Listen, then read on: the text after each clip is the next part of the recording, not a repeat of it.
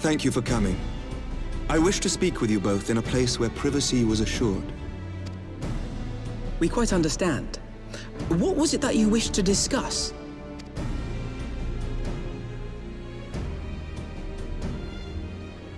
With my father's passing, the seat of the Archbishop lies vacant. And so, in accordance with canon law, I have assumed his responsibilities. I should stress that this is a temporary measure. It was never intended that the Lord Commander of the Temple Knights serve in this capacity indefinitely. Quite the opposite. The statutes specify that I should surrender my powers as soon as a conclave of the senior clergy and the high houses have named a new archbishop. But in light of recent events, that would not seem appropriate. I confess I did not expect you to divulge quite so much quite so soon. The details of the Archbishop's plans, perhaps, but the true origin of the war and all it entails? I, too, had concerns. But when the Warrior of Light is witnessed returning to the capital upon the back of a dragon, one's options are rather limited. Mayhap I could have concealed certain details, but for how long? And at what risk? Should the truth have come to light in the meantime, how would the people have viewed my silence? After 1,000 years of lies and secrecy, I could not well abuse their trust and hope to be believed.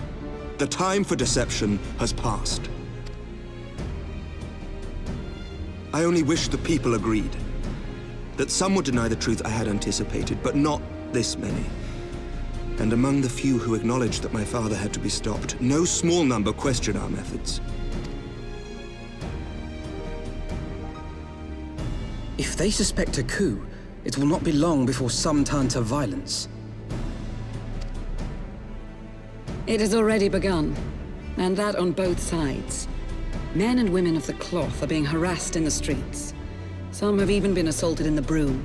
Hilda and her people have formed a watch to help us maintain order. But such measures will not prevent the unrest from spreading. For all our talk of peace, the people remain frightened and confused. For their sake, we must bring the Dragonsong War to a definitive end. And we should be glad to help you, Sir Emmerich. But what precisely would you have us do?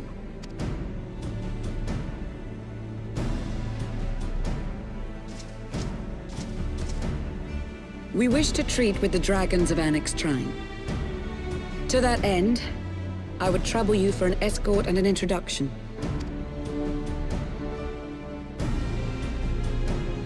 Annex Trine?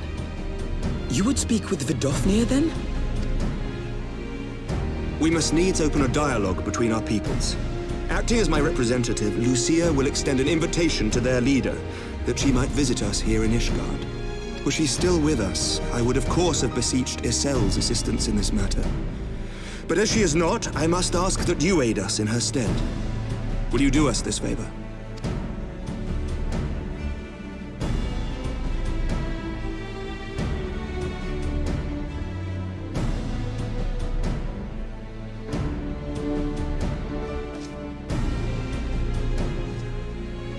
Thank you, my friends. Lucia, I leave the rest to you.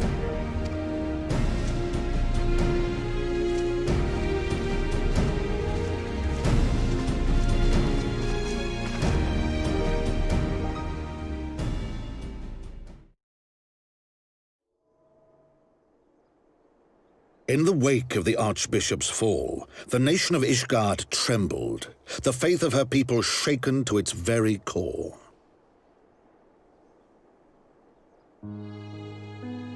For 1,000 years had they fought and died, certain of the justice of their cause, only to be told that their holy war was born of the sins of their forefathers. What then for those brave men and women, thus stripped of their righteousness but to despair, to deny the truth and decry its speakers?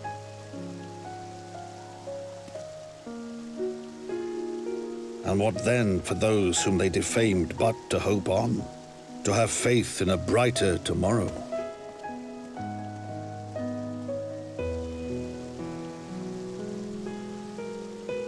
A tomorrow in which man and dragon might live together in harmony, then as distant as the very stars in the heavens.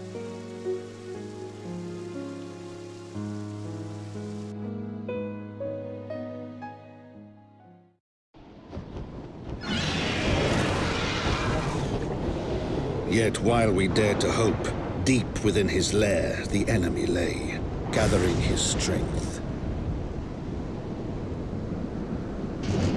Nidhogg, now possessed of his 2 eyes and the body of the Azure Dragoon, prizes to which he had laid claim at the very hour of the hero's triumph.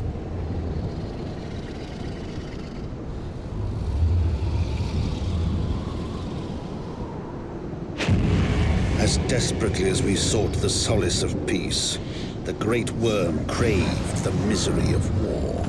Nor was he alone in his misbegotten desire.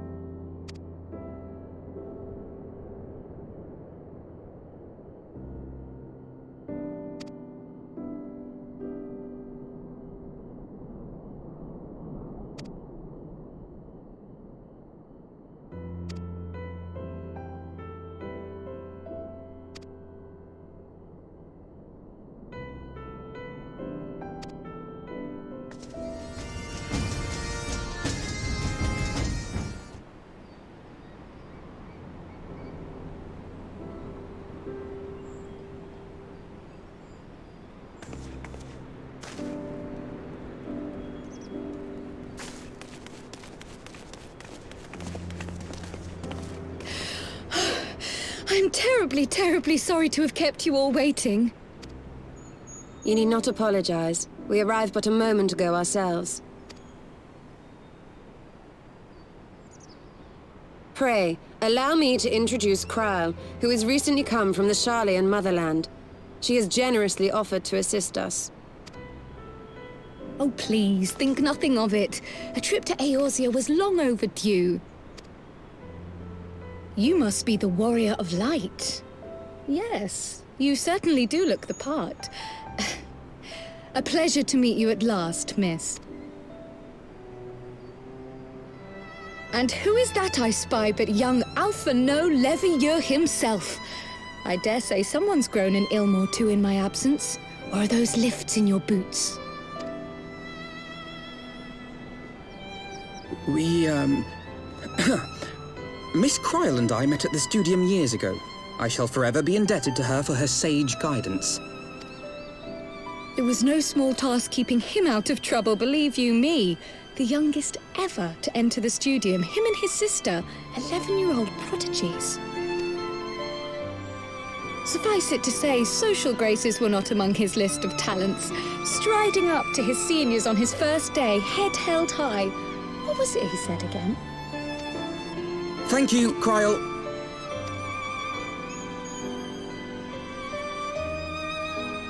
For what? I haven't finished yet. Would you care to attempt a more dexterous deflection?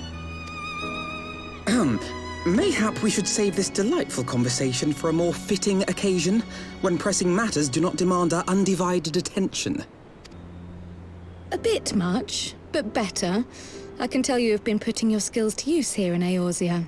Henceforth, I trust you will dazzle me with your eloquence at the first time of asking.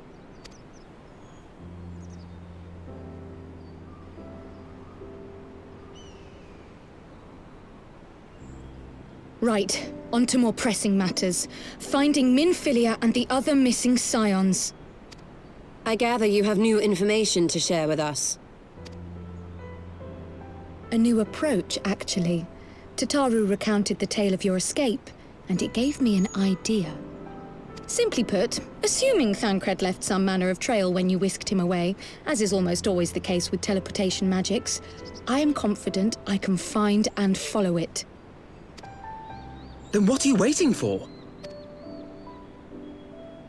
The wherewithal to do it. The fact is, my abilities aren't quite up to the task. Not in themselves, anyway. If I had Master Matoya's crystal eye, on the other hand... Then let us all call on her forthwith. I think it best that you explain your plan to her in person.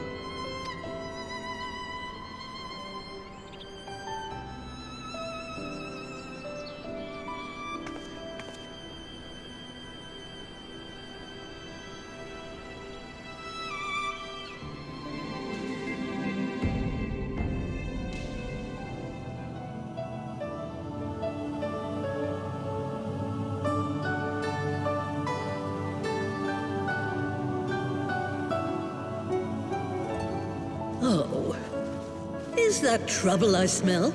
Or did you forget to wipe your boots on the way in? Forgive us, Master Matoya. We will be sure to wipe them on the way out. And may I say how glad I am that age has not yet deprived you of your senses. Ever so quick-witted, aren't we? To the detriment of your manners. Well, out with it then. What do you want? Pray, allow me to introduce myself, Master Matoya. I am Kryl, of the students of Baldessian. I hope you will excuse our unannounced visit. Baldessian, you say? Ah, yes.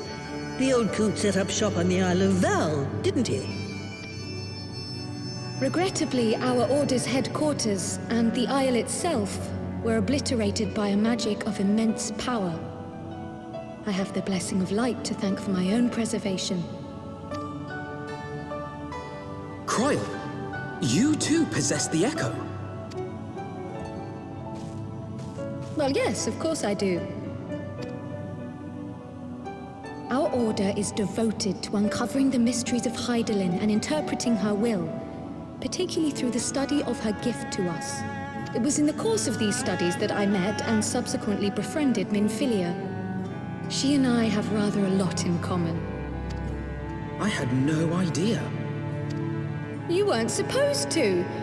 Not that I wanted to deceive you, you understand, but precautions had to be taken. Yes, yes, that's all well and good, but you still haven't told me why you're here. The students of Baldessian are gone, and there is naught I can do to change that. But the scions of the Seventh Dawn can yet be restored, and my dear friend found. You have in your possession an ancient crystal of light, one you call your crystal eye. I believe I can use it to focus my abilities and locate one of the missing scions. And there I was, thinking you might want to make use of my years of experience. Oh, wait here.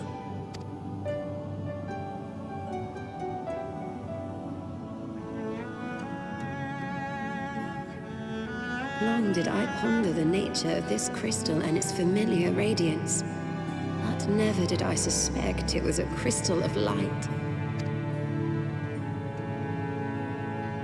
On the cusp of an umbral calamity, souls blessed with the power of the Echo invariably appear.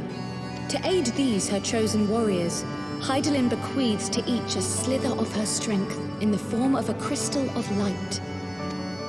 But as her strength wanes, so too does the potency of her gifts. This crystal, born of an earlier era, is infused with a power far greater than those of this age. You could travel the length and breadth of the land and not find a crystal even a fraction as pure. Its value is beyond measure, as are the risks inherent in its use. No two manifestations of the Echo are alike. I, for example, can converse with beings of every shape and size, excepting beasts, contrary to what others would have you believe.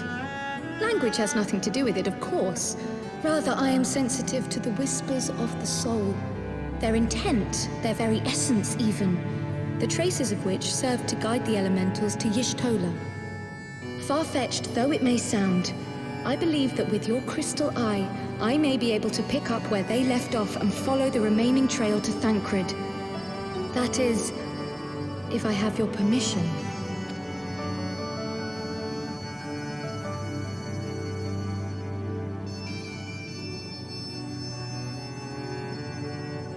Well, the poor sod's not going to find himself. So, as long as you don't drop it or take it out of my sight, you may do with it what you will.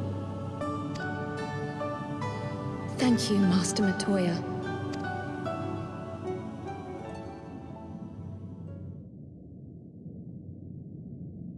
Then let us begin.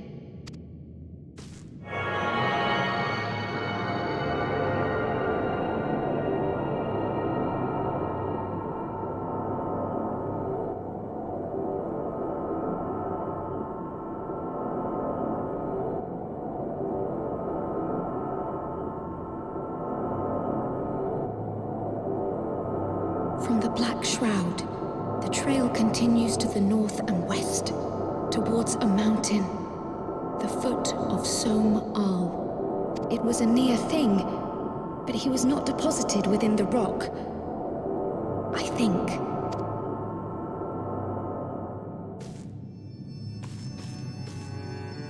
The hunters of Tailfeather know those lands well. I say we begin our search there.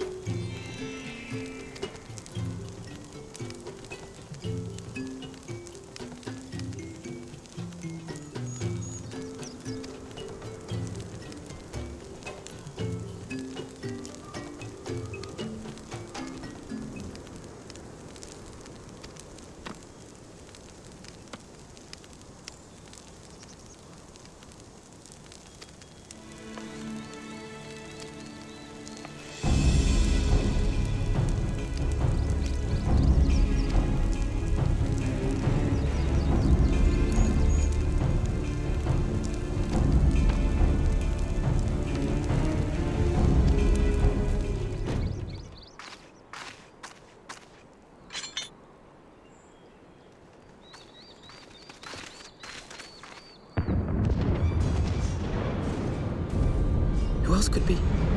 Thancred! It could be Thancred! We must hurry!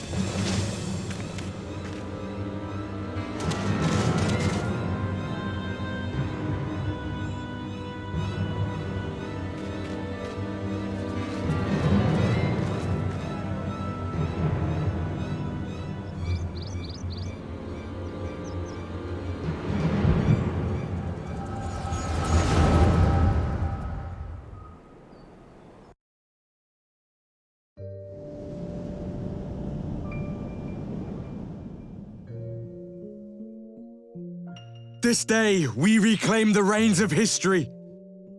This day, we rid ourselves of the Ascians forever! Fools playing at heroes, all of you. Is this how you believe you can save your world? We can and we will, Ascian. You shall see. Or perhaps you will not!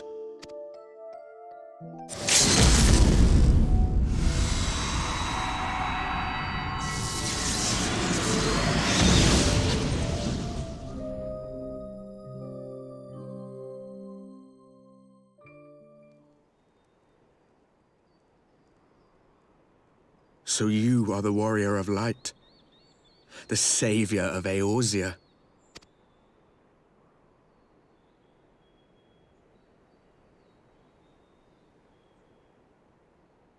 It's a wonder you didn't come sooner, what with the primal and all. Lost a step, have we? Have care. The ether moves strangely around him. It would seem we share a common enemy. Mayhap you would tell us who you are.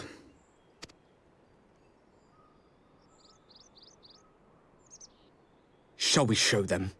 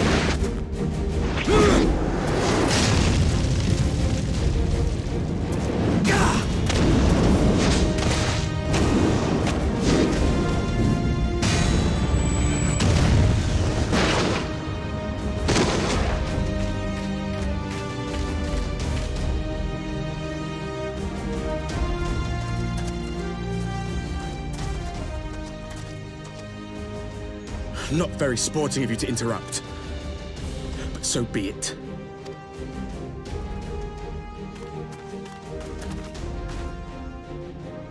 Mark well our faces, Warrior of Light, for we are the Warriors of Darkness, walkers of a different path, and we shall meet again.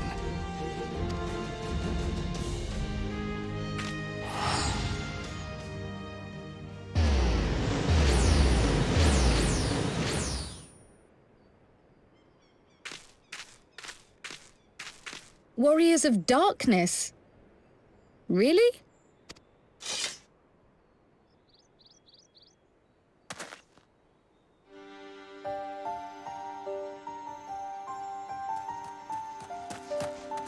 Thancred! Are you all right?